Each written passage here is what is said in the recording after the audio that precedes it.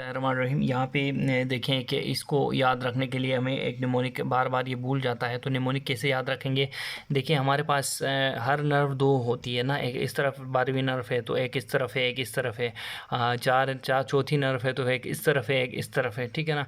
तो इसीलिए हमने क्या किया, हमने ये होता क्या है हमारे ब्रेन के अंदर सेंटर में जो होता है ना, एस फॉर सेंटर, एस को बस एस से सेंटर आपने याद रखना है। एस फॉर सेंटर जो कॉलम होते हैं ना, ये 2 कॉलम्स, हर यहाँ पे 6 कॉलम्स होते हैं। पेयर में 3 कॉलम्स, टोटल 6 कॉलम्स होते हैं, ठीक है ना।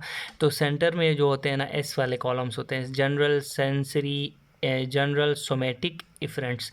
ये वो जो फाइबर्स होते हैं जो यहाँ से जाते हैं और जो जनरल जो स्केलेटल मसल ऑफ द जो है फेस वगैरह को ये सप्लाई करते हैं। फॉर एग्जांपल एसोफोर नर्व की मिसाल ले लें, ये हमारी सुपीरियर ऑब्लिक को करती है, जिसको इसी तरह सप्लाई करती है, ठीक है ना।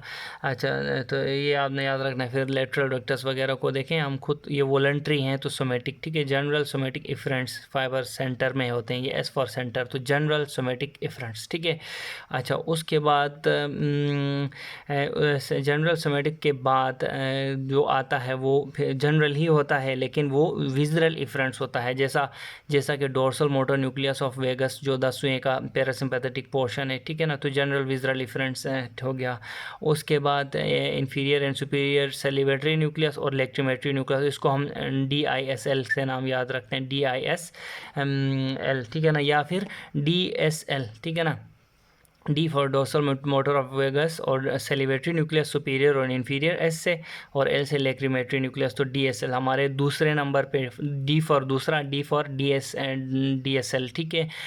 इसकी में फिर क्या है, इसमें जनरल तो है लेकिन सोमेटिक नहीं है इसमें, ठीक है। इसी से याद रखें कि ये विजरल है 10वां, और लेक्रीमेशन सोमेटिक थोड़ी अपनी मर्ज़ी से आप लेक्रीमेशन कर सकते हो, नहीं कर सकते हो, इसलिए जो विजरल इफरेंट्स है। तीसरे नंबर पर हमारे जो स्पेशल कॉलम्स है, देखें हमने अभी तक 2 कॉलम्स पढ़े, लेकिन ओवरऑल हमने 4 पढ़े, क्योंकि एक पेयर ये है, एक पेयर ये है। अब एक इधर और आएगा और इधर एक और आएगा, दोनों सेम होते हैं लेकिन 2 होते हैं, ठीक है। तो वो हमारे पास कौन कौन से होंगे, वो हमारे पास वही होंगे जो ब्रेंकियोमोटर जो फाइबर्स होते हैं, ठीक है।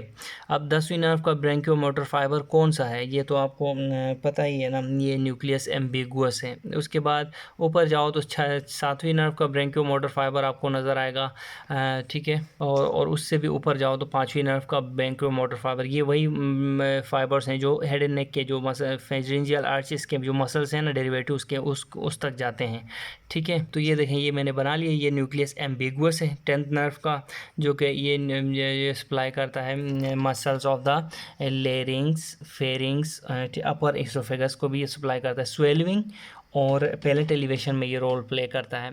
उसके बाद ऊपर ये देखें फेशियल नर्व का, ये आपको ये फाइबर वो नज़र आएगा, ब्रेंकियोमोटर जो न्यू फाइबर्स। उसके बाद ऊपर देखें 5वीं नर्व का आपको फाइबर्स मिलेंगे। इस पूरे कॉलम को, ये कॉलम जो है, ये वाला कॉलम ये स्पेशल है, आपको पता है ना, स्पेशल है, बिल्कुल स्पेशल। ये पैलेट एलिवेशन वगैरह, स्वेलिंग, ये ब्रेंकियल फेरेंजियल आर्चेस से निकल रहे हैं, ये तो स्पेशल विजरल, क्योंकि विजरल है, ठीक है। और इफरेंट्स हैं, ठीक है ना, इनको स्पेशल विजरल इफरेंट्स कहते हैं। सोमेटिक नहीं है, क्योंकि सोमेटिक तो एस फॉर सेंटर इधर है ना, ठीक है ना। तो SVV सोमेटिक, विजरल, ठीक है ना। और जनरल फिर सेंटर में, याद रखें जनरल और सोमेटिक दोनों इस तरफ हैं, स्पेशल बिल्कुल कॉर्नर की तरफ है, ठीक है ना, ठीक है ना।